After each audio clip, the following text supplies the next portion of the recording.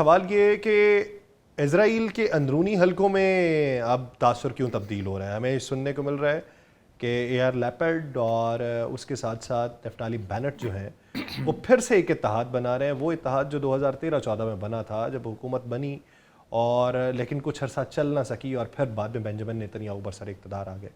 تو اب کی بار وہ اپنی پارٹیز کو ضم کرنے کی بات کر رہے ہیں. وہ کہتے ہیں کہ اسے کٹہرے کے اندر لے کے آئیں گے اور 8 اکتوبر کا سب سے پہلے اس کے اوپر پرچہ کھلے گا اور اس میں دیکھا جائے گا کہ سیکورٹی بریچز کیوں ہوئی تھیں اور پھر اس کے بعد اس کے اوپر جو کرپشن کے کیسز ہیں ان کا تذکرہ کیا جائے گا. تو پھر وہاں پر اگر دیکھا جائے تو بہت سارے لوگوں کی آراء یہ ہے کہ زائنزم والے چہرہ بدل سکتے ہیں, اپنی سوچ نہیں بدل سکتے.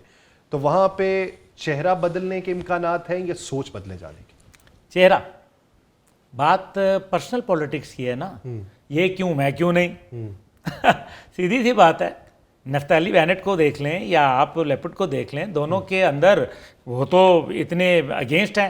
کیوں پاکستان کو نفتالی بینٹ نے نہیں پاکستان کے نیوکلیئر پروگرام کے اوپر بات کہی تھی. اس نے کہا تھا ہمارا جو ہے پاکستان کے ساتھ ہمارا جو ہے, جس کے اوپر پھر پاکستان کو رسپونڈ کرنا پڑا تھا. اف یو ریمبر کہ D G I S P R نے پھر الجزیرہ کو انٹرویو دینا پڑ گیا تھا. ایسا ہی, اور انہوں نے کہا تھا کہ Pakistan is established nuclear country, nobody messes with nuclear power, اور ہم جو ہے پھر وہ رسپانس ایسا ہوگا کہ جو دنیا دیکھے گی. تو یہ آخر ان کو انگریزی میں انٹرویو دینا پڑ گیا تھا نا.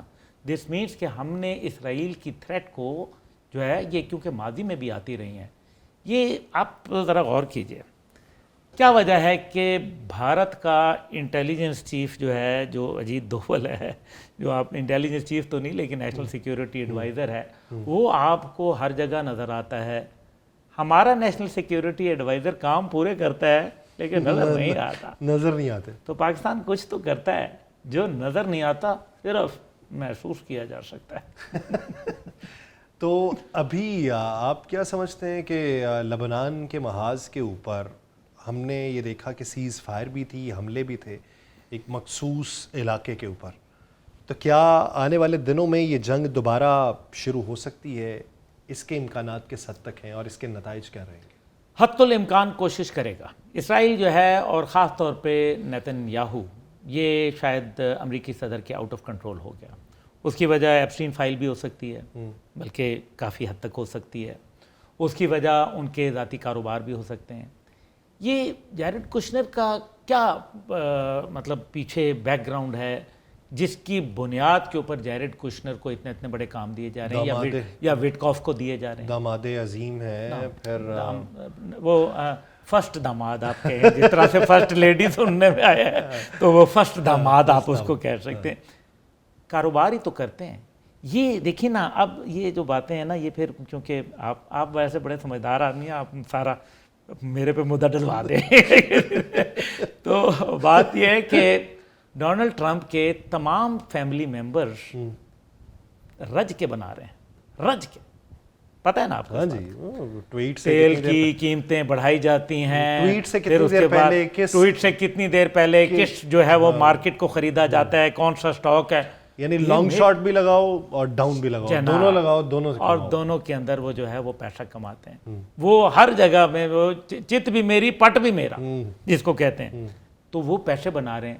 تو پیسے یہودیوں کے بغیر بنائے جاتے ہیں.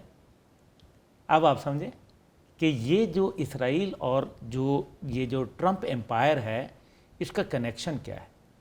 ٹرمپ دل سے چاہتے ہیں, میرا یہ گٹ فیلنگ ہے, وہ دل سے چاہتے ہیں کہ ایران کے ساتھ معاملات ہوں, لیکن شاید وہ کسی کے ہاتھوں بلیک میل ہو رہے ہیں. اور بلیک میل کرنے والا کوئی اور نہیں بلکہ نیتن یاہو اور اس کا جو ٹروئکا ہے وہ کام کر رہا ہے اس کے اندر. اس لیے اسرائیل کے اندر جو نئے آنے والے الیکشن ہیں, وہاں ایک اپنی بھی تو پالیٹکس چل رہی ہے جو ڈیفینیٹلی چاہتی ہے کہ نیتن یاہو کو تو وہ رگڑا لگا کے رکھتے ہیں, اور یہ انشاءاللہ لگے گا. اب جو لیبنان کی وار ہے وہ اس کو ایسکلیٹ کروانا چاہتا ہے. ادھر نیتن یاہو یہ چاہتا ہے کہ میں جنگ کا دائرہ کار پھیلا دوں تاکہ امریکہ یہاں پھنسا رہے اس کے سینگ, وہ اس خطے سے جا نہ پائے, کیونکہ اگر وہ جائے گا تو وہ مارا جائے گا. جو انہوں نے آئرن ڈوم کی 15 بیٹریز بنائی تھیں, 15 بیٹریز میں سے 14 تو ڈیفینڈ کرتی رہیں ڈیورنگ دا وار اسرائیل کو. یہ 15ویں بیٹری کس ملک کو ڈیفینڈ کر رہی تھی؟ ایک عرب ملک تھا. جو آج بھی بہت قریب ہے. تو ابھی بھی اطلاعات تو ہیں کہ آئرن ڈوم جو ہے اس کا نیا سسٹم جو ہے وہ اس کو فراہم کیا جا رہا ہے جناب, اس کو بھیجے جانے کی اطلاعات تو آج بھی رپورٹ ہو رہی. ہاں, تو پھر اس کا مطلب تو واضح ہے نا. اس کا مطلب یہ ہے کہ دے وانٹ ایسکلیشن. ابھی لبنان کا سیٹل ہوگا تو وہ سیریا شروع کر دیں گے. سیریا کی بھی آپ کو پتہ ہے ان کے ساتھ وہ شروع ہو چکی ہے. پھر وہ جارڈن شروع کر دیں گے. جو مرضی ہو جائے, جارڈن بچے گا نہیں. جارڈن کا جو کردار ہے وہ تاریخ ہی بتائے گی, لیکن جو ہیشمائٹ کنگڈم آف جارڈن ہے اس کو سوچنا پڑے گا کہ آنے والے وقتوں میں ان کے لیے بھی مشکلات میں اضافہ ہو جائے گا. اچھا سر, میرا ایک اور سوال, آخری 2 سوال ہیں. ایک یہ کہ عباس عراقچی 2 بار پاکستان کیوں آئے؟ ابتدائی طور پہ اطلاعات یہ تھیں پاکستان آئیں گے, یہاں سے مسقط جائیں گے, مسقط سے رشیا جائیں گے. یہاں پہ آئے وہ ایک الگ بحث ہے کہ امریکہ نے کہا ہم اپنا وفد بھیج رہے ہیں, انہوں نے کہا جی نہیں ہم بات نہیں کریں گے, پہلے نکل جائیں گے. یہ تو شیڈول کے اندر ہی نہیں تھا کہ مسقط جانے کے بعد پھر واپس پاکستان آنا ہے. وہ تو مسقط پہنچے تو پھر اطلاعات یہ آنا لگیں کہ یہ پاکستان پھر واپس آئیں گے. تو اس کی کیا وجہ؟ اس کی بڑی امپورٹنٹ وجہ, اس کی سب سے بڑی وجہ یہ ہے کہ پہلی بات انہوں نے انکار کر دیا تھا کہ ہم جو ہے اسٹیو وٹکوف اور جیرڈ کے ساتھ بات نہیں کریں گے, کیونکہ ان دونوں نے اپنے وعدے ماضی کے اندر عمان ٹاکس میں اور جنیوا کے اندر نبھائے نہیں تھے. ٹھیک ہے. اور وہ یہ چاہتے ہیں کہ کنٹینیوٹی آف پالیسی ہو. اگر مستقبل میں جے ڈی وینس پریزیڈنٹ کے طور پر آئیں گے تو کم از کم یہ نہیں ہوگا کہ جناب جس طرح سے اوباما کا جو معاہدہ تھا وہ کینسل کر دیا, کل کو آ کے کوئی ٹرمپ کا معاہدہ کینسل کر دے. تو وہ کہتے ہیں کہ جی J D Vance should be there, کیونکہ ان کے سٹیکس ہیں. ان دونوں کے تو سٹیکس ہیں نہیں, یہ آج ہیں کل صبح ان کا کوئی پتہ نہیں ہے, یہ تو اپنا دکان بڑھا جائیں گے. اس لیے اس نے تو سیاست کرنی, وہ ینگ آدمی ہے جے ڈی وینس. اس لیے یہ ایک تو یہ بات ہے. دوسری بات یہ ہے کہ جب وہ عراقچی صاحب پاکستان آئے تو یہاں بہت سارے لوگوں نے جو آپ کو پتہ ہی ہے کہ جو بہت زیادہ کوئی بھارت سے اور اسرائیل سے انفلوئنسڈ ہیں, ان کے پے رول پہ ہیں. دوسرے لفظوں میں انہوں نے یہ واویلا شروع کر دیا کہ ایران اور پاکستان کی دوریاں پیدا ہو گئیں. ایک تو وہ دوریاں مٹانے کے لیے آئے, انہوں نے پاکستان آ کے بتایا کہ کوئی دوری موری نہیں ہے, نمبر 1. نمبر 2 یہ ہے کہ ایران کے اندر ایک یہ لوگ پاکستان کو بلیم نہیں کر رہے تھے, بلکہ وہ یہ سوچ رہے تھے کچھ لوگ کہ پاکستان کے ساتھ کوئی امریکہ گیم کر رہا ہے. وہ یہ بھول گئے کہ جنرل حمید قل میرے والد رحم اللہ, ان کا ایک بڑا مشہور ڈائلاگ تھا کہ ایک وقت آئے گا جب تاریخ لکھی جائے گی اور کہا جائے گا کہ پاکستان نے امریکہ کی مدد سے افغانستان میں سوویت یونین کی شکست دے دی, اور وہ پھر ہوا. پھر کہا کہ ایک وقت آئے گا جب لکھا جائے گا کہ پاکستان نے امریکہ کی مدد سے امریکہ کو شکست دے دی. آپ سمجھ گئے اس بات کو؟ سمجھ گیا. تو وہ پاکستان جو ہے وہ الحمدللہ آئے بھی اور پاکستان کے ساتھ کردار بھی ادا کیا اور یہاں پیغام پہنچا کے گئے, پیغام دے دیا. اب جب یہ پیغام دے دیا تو اسٹیو وٹکوف اور جیرڈ کوشنر کو پاکستان کے وفد کے ساتھ بات کرنے کی تو ضرورت ہی نہیں تھی, کیونکہ لکھا ہوا آ گیا تھا سامنے, وہ بھجوا دیا گیا. جو ثالث کا کردار ہوتا ہے ہم نے بھجوا دیا. جب بھجوا دیا تو امریکہ کو بھی معلوم ہے کہ اسرائیل سپوائلر ہے. اس نے بھی شاید یہ پیغام دیا کہ کیبل کے ذریعے یا کسی اور طریقے سے سوشل وہ جو جتنی بھی اس قسم کی انٹرنیٹ والی چیزیں ہیں ان کو استعمال نہ کرنا, کیونکہ پیگسس جیسے خطرناک قسم کی چیزیں موجود ہیں جو کہ اسرائیل کے ڈیولپڈ ہیں آپ کے علم میں. تو انہوں نے کہا کہ اس کے اوپر نہ کرنا, اس لیے پیغام بھجوایا گیا کہ حضور واپس آ جائیں. پیغام آ گیا ہے واشنگٹن سے, آپ وہ دیکھ لیں. اب اس کی بنیاد پہ وہ آئے, کو 2.5 گھنٹے رہے یہاں, اور اس کے بعد وہ ماسکو روانہ ہوئے جہاں انہوں نے اپنے مزید بات کرنی ہے. آپ کو پتہ ہے کہ عمان کے اندر ان کا ہیوی واٹر موجود ہے, اور اسی طریقے سے جو لیس انریچڈ یورینیم تقریباً 1100 kg ان کا وہاں روس میں موجود ہے. تعلقات ہیں بھائی ان کے, پرانے تعلقات ہیں. اب وہ یہاں سے گئے ہیں اور کس سے مل رہے ہیں؟ صدر پیوٹن سے.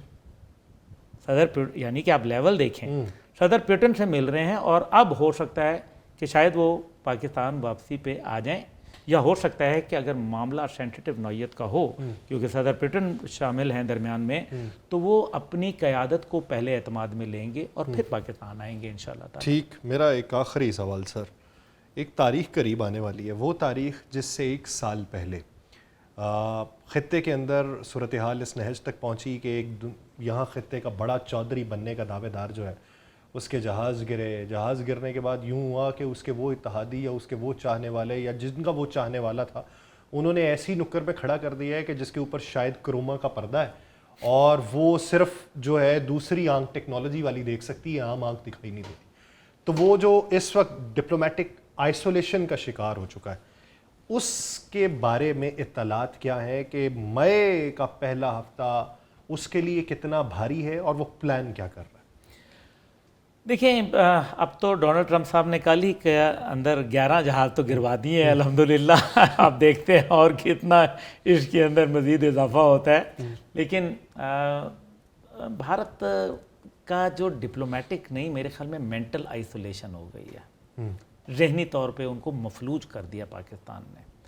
ان کی اب ہر چال ناکامی کی طرف رواں دواں ہے, چاہے وہ سیاسی ہو, چاہے وہ ان کی اسٹریٹجک ہو, چاہے وہ ان کی ڈپلومیٹک ہو, وہ چاہے ملٹری وائز ہو. ابھی جنرل چوہان نے, انیل چوہان نے, کمانڈر ڈیفنس سروسز نے کیا بولا کہ سندور 1 کو بھول جاؤ, اس لیے کیونکہ یاد بڑی خطرناک ہے اور جہاں مارا ہے وہ جگہ بتا نہیں سکتے. درد بڑا ہوا ہے, تکلیف بڑی ہوئی ہے اس کو. ابھی وہ ایک مجھے بات یاد آ گئی, لطیفہ کو تھا وہ کسی, میں غالباً کسی کتاب میں پڑھ رہا تھا, وہ جنرل شفیق الرحمان بڑے اچھے, وہ آپ کو پتہ ہے مزاحیہ کتابیں, تو انہوں نے کہا کہ وہ ریلوے اسٹیشن میں کہیں لڑائی ہو گئی تو وہ پیچھے جو ہے نا لاتیں ماری. تو اس نے کہا کہ جاتے ہوئے یہ بھی بتا دینا کہ لات پڑی کہاں تھی اور ہمارا نام ہے مارتے زمان خان. مارتے زمان خان.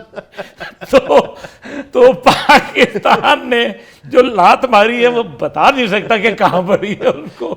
تو اب یہاں جو نئی پلاننگ ہے اس کا ایک نمونہ تو آپ نے جو ہے ابھی انگور اڈا میں آج کا جو حملہ تھا وہ اس کے اندر دیکھا کہ کس طریقے سے انگور اڈے میں حملہ کیا, کیونکہ ایک دفعہ پھر وہ افغانستان سے اب وہ سامنے آنے سے کتراتے بھی ہیں اور وہ کہتے ہیں اظہار بھی مشکل ہے, چپ رہ بھی نہیں سکتے, مجبور ہیں اوف اللہ, کچھ کہہ بھی نہیں سکتے. تو اس وجہ سے وہ اب اپنی پراکسیز کے ذریعے فالس فلیگ آپریشن بری طریقے سے ٹھس ہو گئے, ناکام ہو گئے, اپنے لوگ ان کے خلاف ہو گئے.